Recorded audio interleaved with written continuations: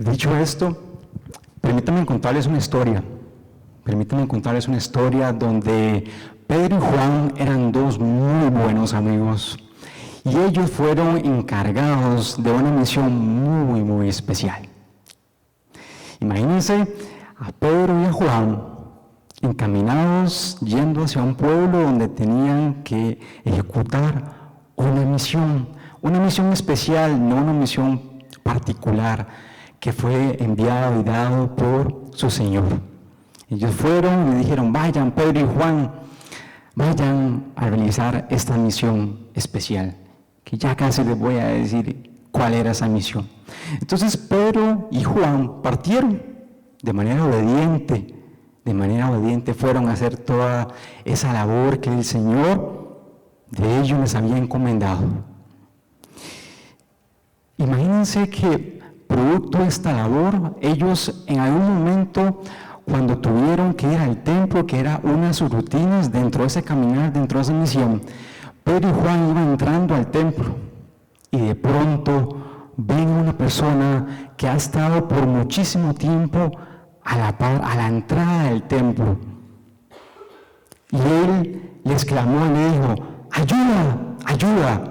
Muy posiblemente como personas que hemos visto en las calles que están pidiendo limosna o que tienen algún tipo de discapacidad física.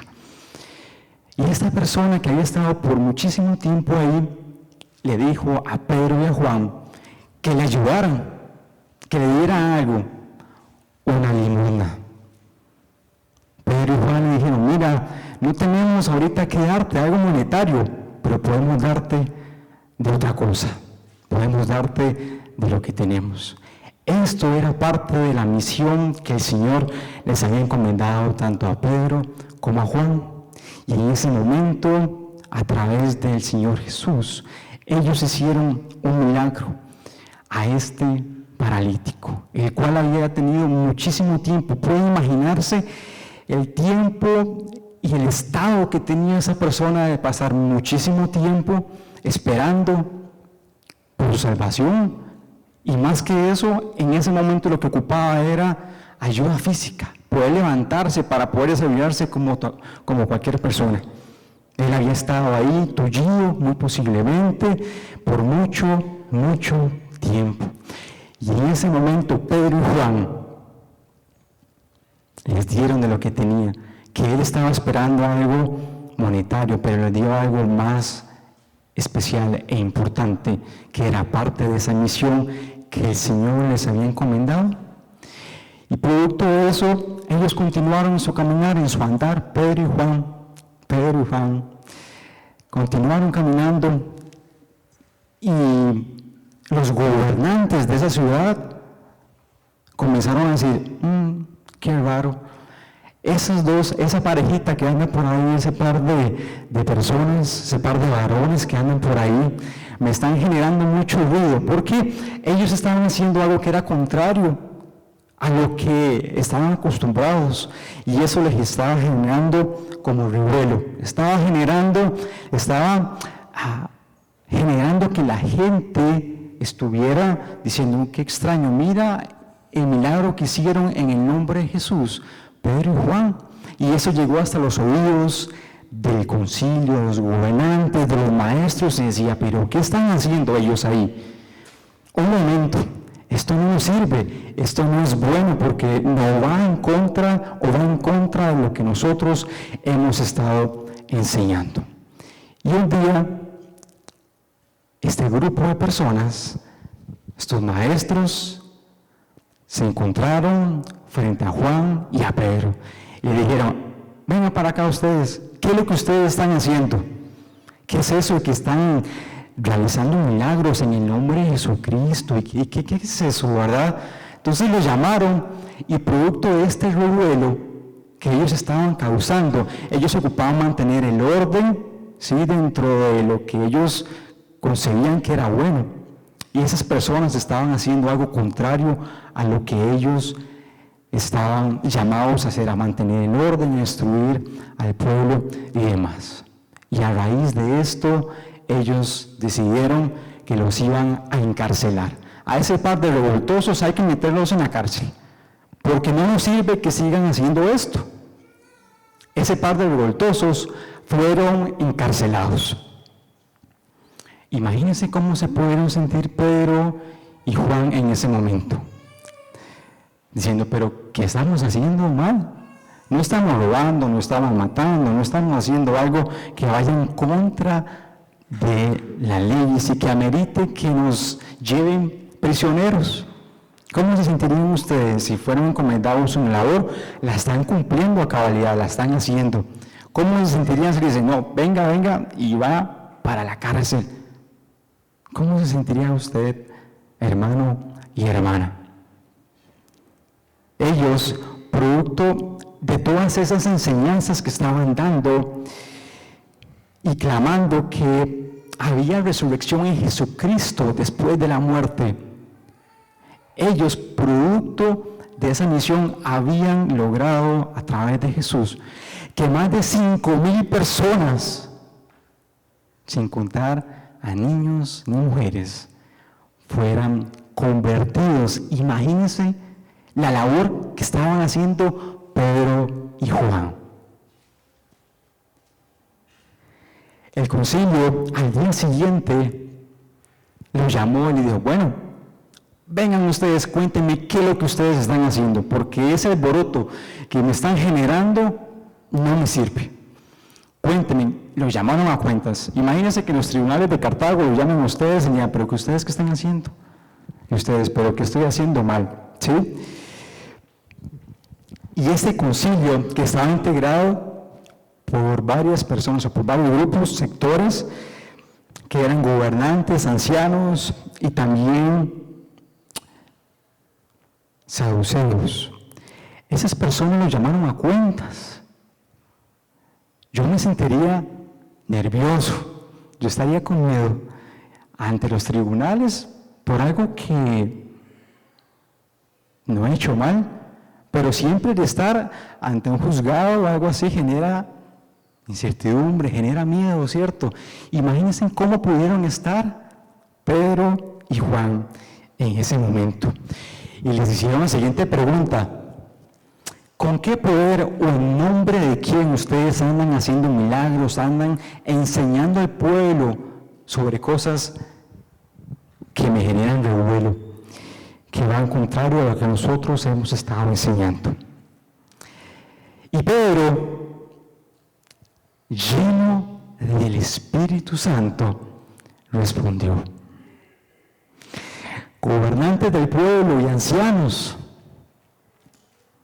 nos están procesando por algo que hicimos, que fue ayudar a alguien. Estaban haciendo el bien, ayudaron a una persona que por mucho tiempo había estado enferma.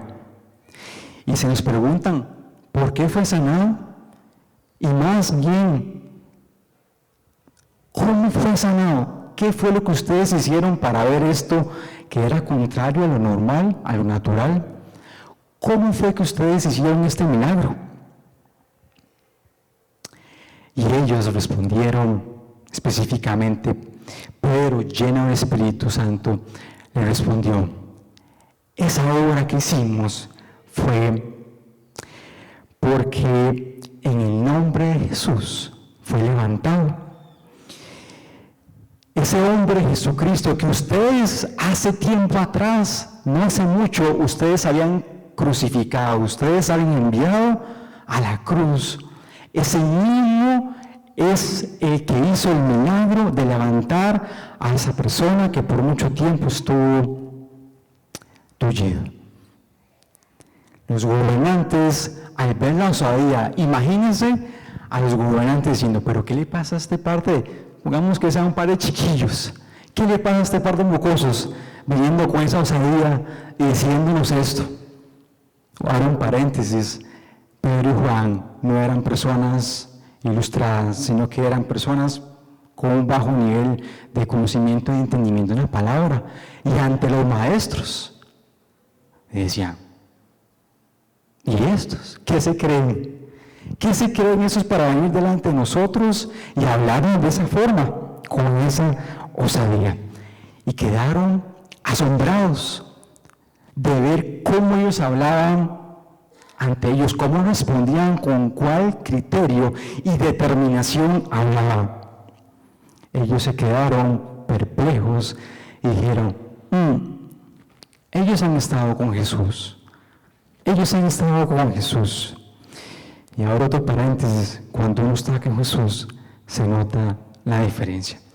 Cierro paréntesis. Quedó el concilio como, ¿y ahora qué hacemos? No tenemos nada que alegarle. ¿Qué vamos a hacer para callar a estos dos revoltosos que andan por acá en el pueblo? Entonces lo que idearon fue que la manera de callarlos y que siguieran divulgando, que siguieran enseñando, era como ponerles un freno a lo que estaban haciendo. Los intimidaron y los amenazaron y le dijeron que de forma terminante dejaran de hablar y dejaran de enseñar al pueblo acerca de Jesucristo.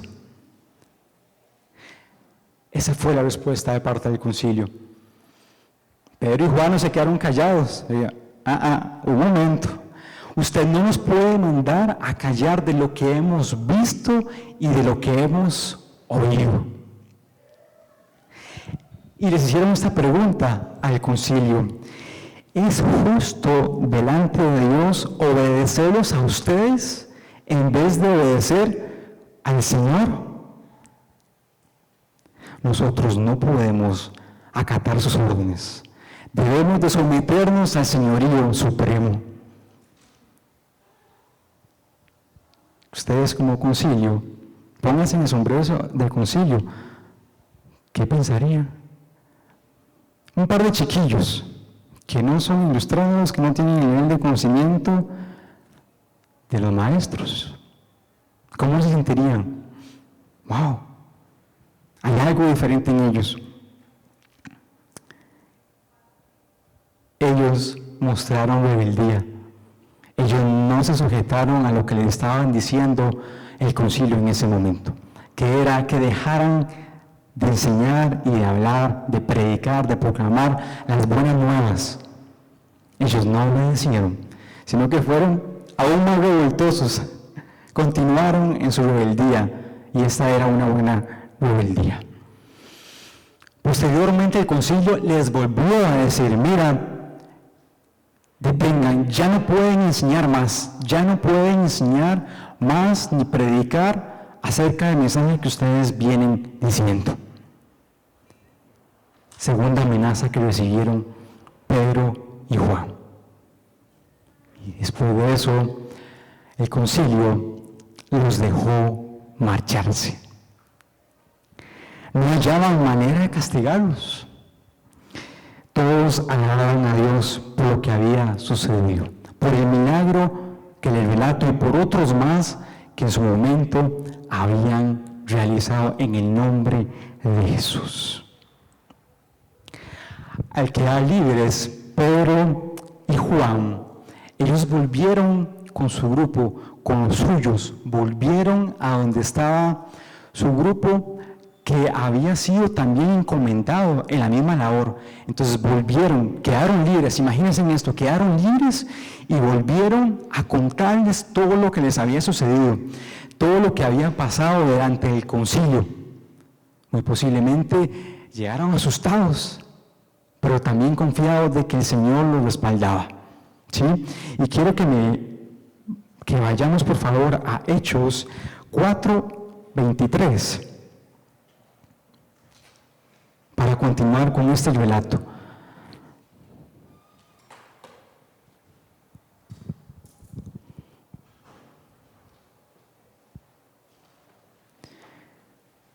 Hechos 4:23.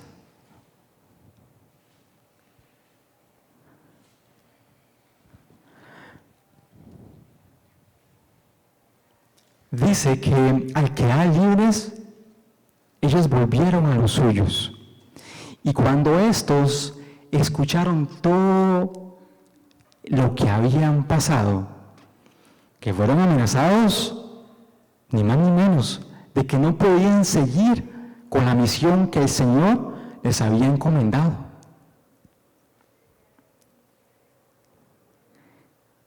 cuando lo oyeron los suyos, vean la actitud que tomaron, alzaron unánimes la voz en oración a Dios. Ustedes pueden imaginarse ese momento. Llegaron Pedro y Juan a contarles, como que entre un par de personas ahorita y digan, vean todo lo que nos pasó. Fuimos a los tribunales de Cartago, para ser más específico, y nos amenazaron. No podemos hablar más de Jesucristo. En lo natural que hubiéramos hecho,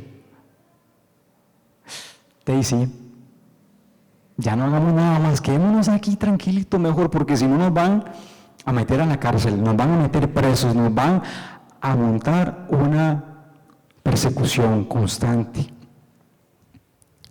Pero vean lo que hicieron ellos. ¿Cuál fue la actitud? Ahí en sus Biblias pueden leer en el 24, donde dice, cuando lo oyeron, alzaron unánimes la voz en oración a Dios.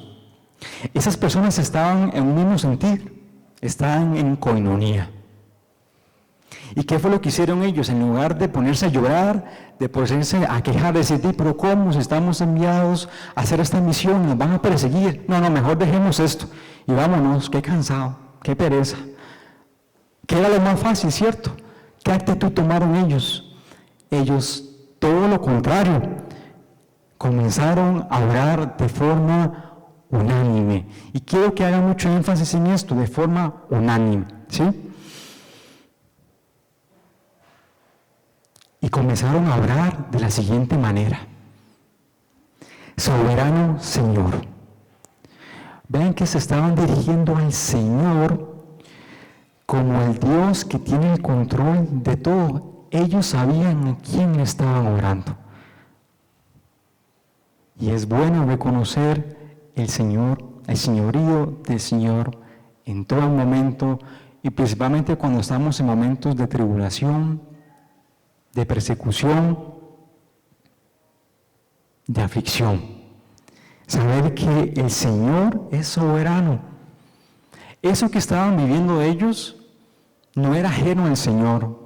El Señor ya sabía que iban a recibir persecución, así como nuestro Señor Jesús vivió persecución, ¿cierto? Hasta el mismo pueblo, hasta uno de los hermanos que andaba con él, uno de los 12 discípulos, le dio la espalda. Pero eso estaba dentro del plan perfecto de Dios. Eso no era nuevo para él. Así que comienza la oración diciendo: soberano Señor, creador del cielo y de la tierra, del mar y de todo lo que hay en ellos. Tú, por medio del Espíritu Santo, dijiste en labios de nuestro padre David, tu siervo: ¿por qué se sublevan las naciones, o por qué se enojan las naciones, y en vano conspiran los pueblos? Los reyes de la tierra se rebelan, y los gobernantes se confabulan contra el Señor y contra su ungido. Eso hace referencia al Salmo 2, versículo 1 y 2, donde ya ellos sabían y habían escuchado por parte de David que en su momento el Señor iba a recibir esa revelación de parte de gobernantes y demás. Ellos conocían de esto. Y ellos decían, así como el Señor Jesús lo estaba viviendo, ahora nosotros también lo estamos viviendo. Estaban viviendo persecución por parte de los gobernantes del pueblo de Jerusalén en ese momento. ¿Sí? En ese momento, cuando vamos al Antiguo Testamento y vemos que en el Salmo 2, 1 al 2, se hace mención de que los reyes, en su momento, como buena práctica, se tenía que cuando alguien era asignado como nuevo rey, llegaran de pueblos diferentes, aledaños, y que fueran a rendirle un honor, y desearle que le vaya súper bien, ¿verdad?, en su reinado. Pero en ese momento, ellos estaban y sabían que no todos iban a hacer eso, y que principalmente los reyes de la tierra se rebelarían contra el Señor, y además de eso se iban a confabular para que la misión, ese plan que el Señor le encomendó a Jesucristo no fuera llevado a cabo. Ya ellos sabían, vean que ellos están recitando la palabra en su oración. Continuamos con la lectura, dice: en efecto, en esta ciudad se reunieron Herodes y Poncio Pilato con los gentiles y con el pueblo de Israel. Herodes y Poncio, gentiles y el pueblo de Israel. Todos estos actores se volvieron contra tu santo siervo Jesús, a quien ungiste, para hacer lo que de antemano tu poder y tu voluntad habían determinado que sucediera. Ahora, Señor, toma en cuenta sus amenazas y concede a tus siervos el proclamar tu palabra sin temor alguno.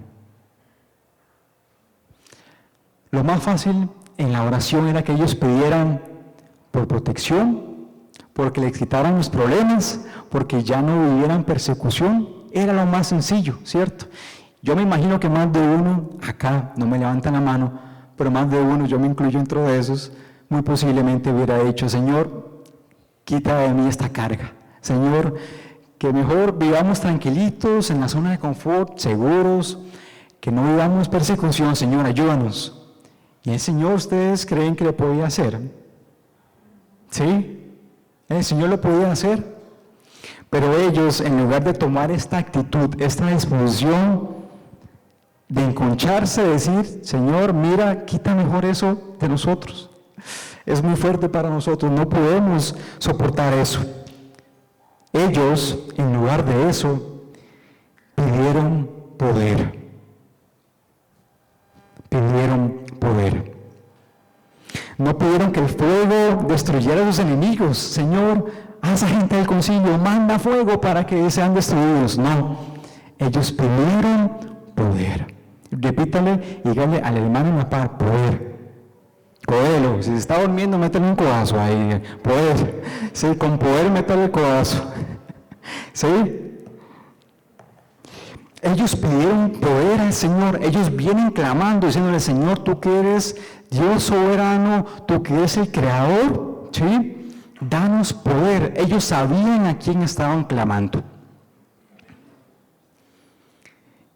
Ese poder del cielo para predicar, ¿qué? Las buenas nuevas, para continuar con la misión que desde el inicio se les había encomendado. Señor, necesitamos más poder, porque la tarea es ardua y ocupamos más poder de ti. Así como para predicar es seguir sanando enfermos, no para levantar el nombre de ellos, sino para levantar el nombre de Jesús. Su más grande deseo fue continuar frente a esa oposición. Imagínense que ellos estaban bregando, estaban luchando contra el concilio, gobernantes y demás, y ellos luchando, empujando, porque la misión que les habían encomendado fuera llevada a cabo. Pidieron capacitación divina, equipamiento, y eso fue lo que les fue brindado por parte del Señor, como ya lo vamos a ver. En lugar de decir: Señor, mejor pasa en esta copa conmigo, Jesús, no, ellos se mantuvieron orando y pidiendo más poder, en lugar de que las pruebas le fueran quitadas. No pidieron que no hubiera más amenazas para que la iglesia estuviera en paz y en seguridad. Ellos no quisieron eso, sino que más bien sabían muy bien a lo que se les había llamado y querían más poder de Dios para poder continuar con esta labor. Continuamos la lectura, dice: por eso extiende tu mano para sanar y hacer señales y prodigios mediante el nombre de tu santo siervo Jesús. Ellos vemos claramente que querían glorificar al Hijo de Dios, Jesucristo. Era su nombre lo que les daba poder para ministrar la palabra, enseñar y asimismo realizar milagros.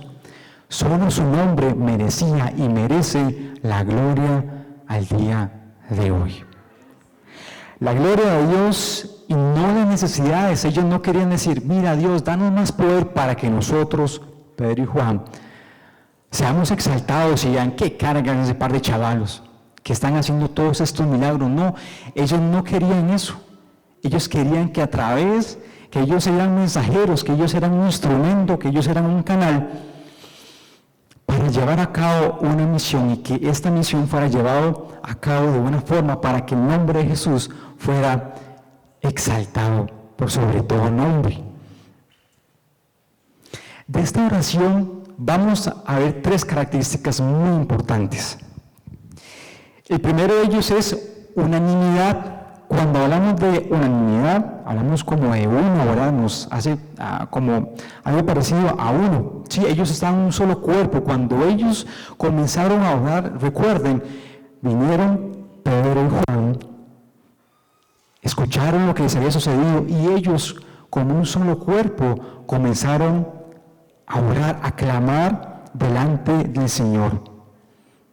Unánimemente, movidos por un mismo propósito e interés. No era que unos estaban orando por una cosa y otros estaban orando por otra. No, ellos de forma unánime estaban orando y clamando al Señor en un mismo propósito e interés. Estaban tan animados por el denuedo que mostraron Pedro y Juan ante las autoridades que ellos quisieron imitarlos.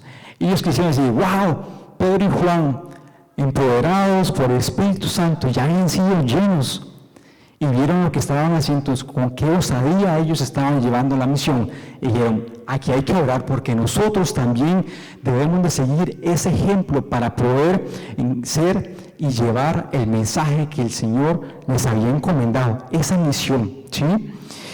Y ellos quisieron imitarlos.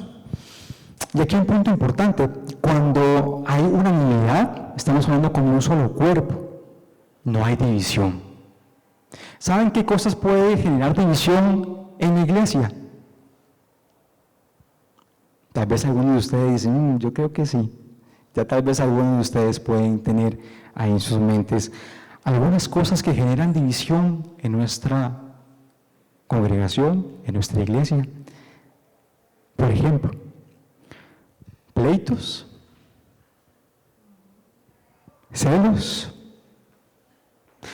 Esto pasa en otras iglesias, ¿verdad? Cabe mencionar aquí en el Centro Cristiano de Cartago, no, ¿verdad? Celos, pleitos, contiendas, ¿saben? Todo esto genera división, genera fractura en el cuerpo, en la iglesia. Y vemos como característica la unanimidad, así que somos llamados a que pleitos, contiendas sean dejadas de lado. ¿Sí? Porque al final eso distorsiona y la oración no está siendo como debería ser y eso no le agrada al Señor porque hay cosas que corregir, pleitos, contiendas y demás. Ustedes pueden seguirle sumando algunas cosas adicionales a esta lista que les acaba de compartir. Entonces, vemos como primera característica que ellos estaban unánimes, ¿sí? En un solo cuerpo. Punto número 2 de esta oración que ellos elevaron a Dios, discernimiento. Ellos sabían en qué momento estaban y ocupaban orar en esa dirección. Así como también nosotros el día de hoy como iglesia ocupamos orar con discernimiento, con sabiduría de Dios para tener una lectura clara de los tiempos en los cuales estamos viviendo. ¿Que son tiempos fáciles o difíciles? Difíciles, ¿verdad? Así como ellos. Así que no nos debería de generar como temor, porque ya ellos pasaron por ahí, por donde asusta. Y nosotros debemos también pedirle al Señor discernimiento para orar como iglesia. Y lo vemos reflejado en el Salmo 2, 1-2, donde ellos recitaban y conocían de la palabra, ya que mencionaron la palabra, la citaron dentro de su oración, donde dijeron, ¿por qué se sublevan? Amotina o enoja las naciones, y en vano conspiran los pueblos. Los reyes de la tierra se rebelan, los gobernantes se confabulan contra el Señor y contra su enemigo.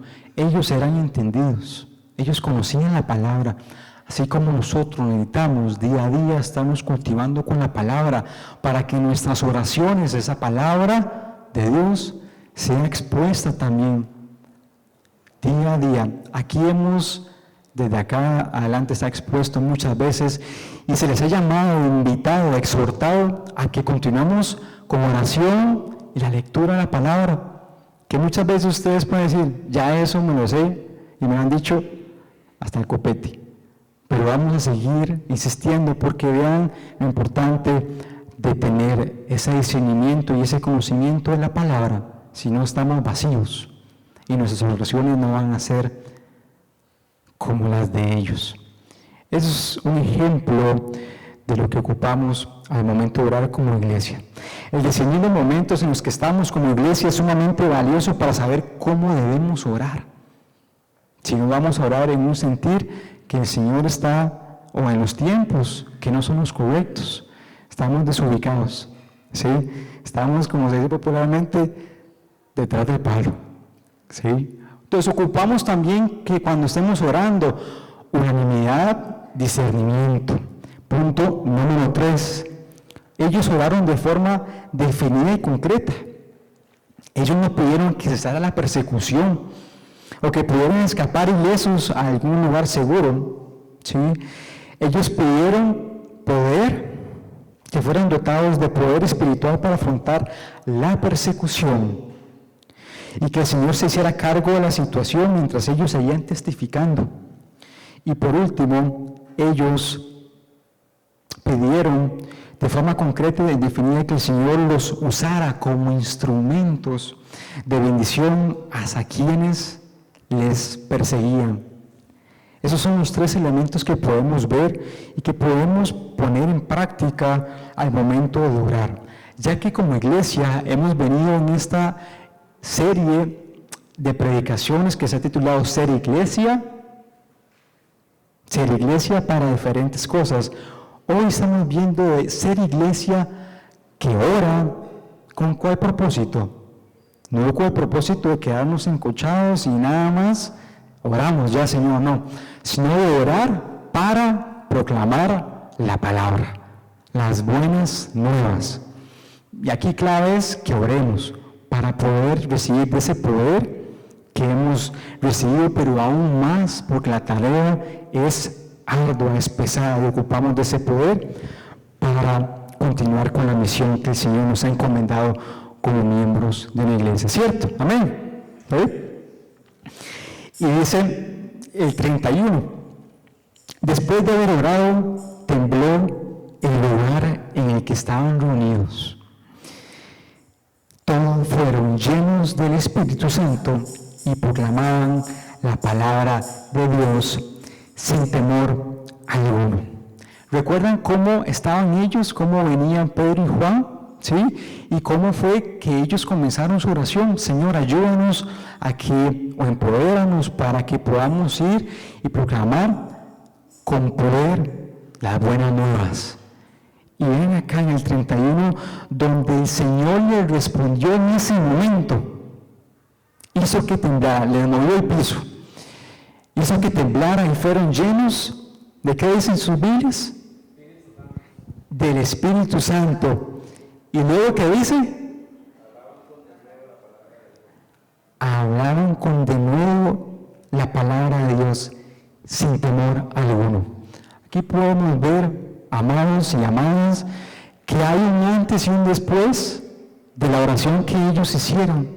Y así como nosotros ocupamos de orar.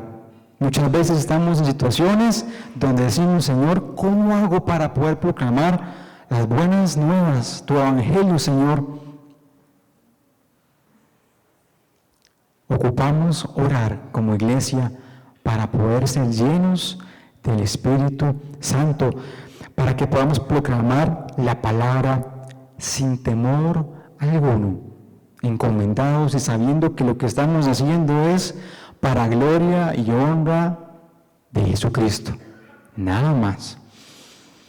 La respuesta de Dios ante las oraciones unidas y sinceras que en su momento proclamaron fue estremecer el lugar donde estaban reunidos y llenar una vez más del Espíritu a esas personas, porque ya lo habían recibido, no era que era algo nuevo para ellos, pero ocupaban aún más porque la tarea era difícil, era fuerte, y por eso clamaron al Señor para recibir aún más poder del que tenían. Fue una llenura del Espíritu para equipar. Cuando hablamos de equipar, imagínense como equipamiento, por ejemplo, jugadores de fútbol o diferentes disciplinas donde ocupan cierta indumentaria para poder ir a jugar, o las personas que están en los ejércitos ocupan un equipamiento especial, ¿cierto? Casco, zapatos, ropa diferente. Así nosotros como iglesia debemos de pedirle al Señor que seamos equipados con poder para llevar ese mensaje de las buenas nuevas sin temor. Así como la iglesia primitiva creía enfáticamente en la soberanía de Dios y su plan perfecto, ellos sabían y creían en la soberanía. Recuerden la oración de ellos: soberano Dios. Y ellos sabían cuál era el plan que se había trazado. No permitieron que su fe les permitiera ponerse en una situación pasiva. Decir, bueno, ya sabemos que el plan de Dios se va a cumplir, ¿por qué nosotros tenemos que orar? ¡Qué cansado! Mejor no oramos, ¿verdad? No, vemos que la actitud de ellos fue tomar responsabilidad de clamar al Señor y no sentarse en la banquita y decir, me cruzo los brazos porque yo sé que al final el plan de Dios se va a cumplir, que es lo más fácil, pero lo más fácil nos lleva a cosas buenas. No permitieron que su fe en la soberanía divina destruyera la responsabilidad humana, porque ellos fueron fieles, ellos estaban haciendo su trabajo, ellos sabían del plan y que el Señor los acompañaba, pero también ellos tomaron su responsabilidad y actuaron, no le dejaron todo a Dios. Ellos también hicieron su parte, clamando y poniéndose a caminar, es decir, llevando las buenas nuevas. Como iglesia, tengamos unidad o unanimidad de corazón y de mente. Ya vimos cuáles cosas pueden ser tropiezo para que esa unanimidad se concrete, se mantenga. Pleitos, contiendas, celos y demás. Revisémonos cada uno de nosotros cómo estamos como iglesia, nuestras relaciones. Si hay de eso, que yo espero que no. Eso están en otras iglesias, en otro universo. Pidámosle al Señor de verdad que escudriñe nuestros corazones y nos diga, mira, hay que resolver esto para que haya esa unidad que el Señor quiere que tengamos como iglesia, un solo cuerpo, uno solo. La división en la iglesia siempre estorba la oración y priva a la iglesia de ese poder espiritual. Cuando oramos a Dios como iglesia y hablamos con Él, ¿saben? Nos ponemos a su disposición para cumplir su voluntad. No es para torcer el brazo, no es para decirle a Dios, queremos que hagas tal y tal, sino es para disponer nuestro corazón y decirle como siervos, Señor, hemos sido llamados a una labor, equípanos, necesitamos de ti, somos dependientes de tu amor, de tu poder, Señor, solitos, no podemos hacer nada, ocupamos de Él, debemos de reconocer que sin Él nada somos, ¿a dónde iremos?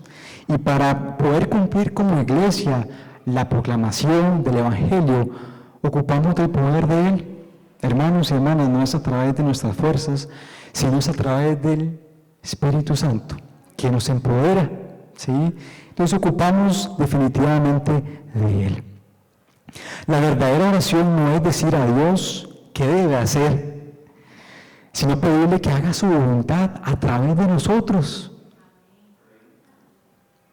Vuelvo y repito, por si alguno no me escuchó, por aquello. La verdadera oración no es decir a Dios lo que debe hacer, sino pedirle que haga su voluntad en nosotros y por medio de nosotros. Eso lo pueden ver en Juan 5, del 14 al 15. no oren por vidas fáciles. Escribió Phillips Brooks, sino que oren para llegar a ser hombres y mujeres más fuertes. Vemos el ejemplo de ellos, donde ellos reconocían que ocupaban más poder para esa labor, porque era pesada, era fuerte, necesitaban ir contra el gobierno, contra el pueblo y demás. Y ellos no se achicopalaron, no se amedrentaron, sino que más bien pidieron más fuerza del Señor. Oremos para llegar a ser hombres y mujeres más fuertes. No pidan tareas iguales a su poder, pidamos poderes iguales a las tareas. Al punto es que ellos sabían que ocupaban, para ese momento ocupaban ser más equipados. Así como nosotros hoy en día ocupamos ser más equipados para la labor que se nos ha encomendado. Ocupamos pedir más poder, más valentía para poder proclamar la palabra del Señor, así como Él nos ha enviado. Así que no oremos por vidas fáciles. Señor, quita de mí esta prueba, quita de mí este desierto, quita este ayayay. ¿Qué es lo más fácil? Yo soy el primero de ellos. O sea, decir, Señor, quita de mí, evítame pasar, hacer como una curvita ahí, chanfla ahí, para poder llegar al lugar y no pasar por donde asustan o pasar por desiertos, por pruebas. Pero en medio de ese crecimiento, ¿saben? Cuando nos estiramos, cuando pasamos por momentos dificultosos, crecemos y el Señor quiere que crezcamos. El Señor no quiere que seamos enanos, sino que crezcamos, no solo en la parte física, sino espiritual, ¿sí? Dios quiere que seamos personas que constantemente, diariamente estamos creciendo a través de oración y a través de su palabra. La principal petición de los discípulos que fue expuesta mediante oración es que fueran dotados de poder para continuar su labor de proclamación de las buenas nuevas. Dios respondió a sus peticiones. ¿Y ustedes creen que el Señor no va a responder a nosotros como iglesia al día de hoy ante nuestras peticiones? Él sigue respondiendo. Vemos milagros, Mateo, por ejemplo, y ahí súmale en cantidad de ejemplos vivos, eficaces, donde el Señor sigue actuando y sigue respondiendo a nuestras oraciones. Dios respondió a su petición y los llenó de su Santo Espíritu para que fueran a proclamar la palabra.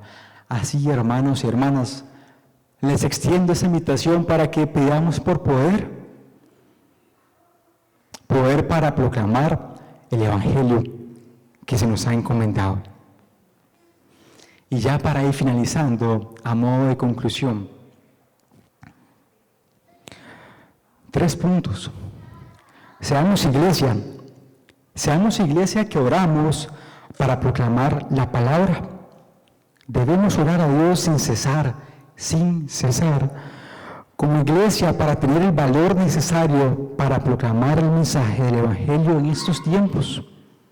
A pesar de las circunstancias de posición que tengamos en nuestro entorno, si bien es cierto, en Costa Rica no estamos expuestos a persecución de una forma explícita, como vivieron ellos, pero tenemos otras contraposiciones, ¿sí? Otras contraposiciones, para llegar a predicar, pero seamos iglesia que ora para poder proclamar el Evangelio del Señor. Y cada uno de nosotros tiene un entorno diferente, con diferentes circunstancias, dificultades, con un entorno donde hay oposición, donde podemos sentir temor. Pero pidamos al Señor, pidan y se os dará. Pidamos valor para llevar esa misión. Punto número 2. Seamos iglesia que oramos para proclamar la palabra.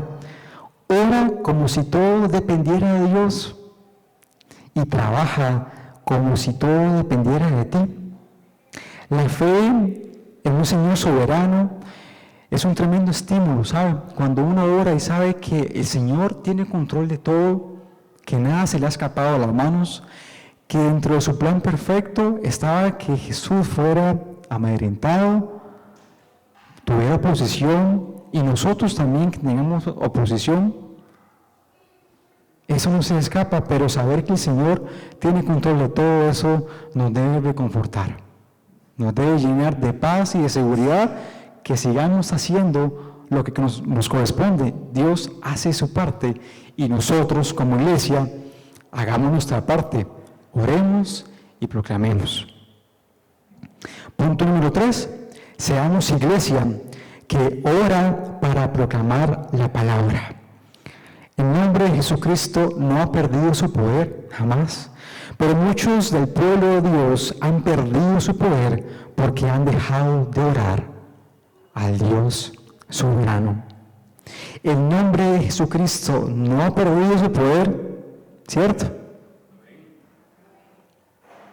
Pero muchos del pueblo de Dios han perdido su poder porque han dejado de orar al Dios soberano. El doctor R.A. Torrey, que es un conocido evangelista y educador, dijo: ora por grandes cosas, espera grandes cosas, trabaja por grandes cosas, pero por sobre todo, ora. Ora por grandes cosas, espera grandes cosas, trabaja por grandes cosas, pero por sobre todo eso, ora. Así como la iglesia primitiva oró y Dios contestó con maravilloso poder, Dios todavía está dispuesto a equiparnos a escuchar nuestras oraciones. La pregunta es, ¿estamos orando? Hermanos y hermanas, cada uno de ustedes responda en su corazón. Los invito para que hagamos una oración y demos gracias a Él por ese tiempo.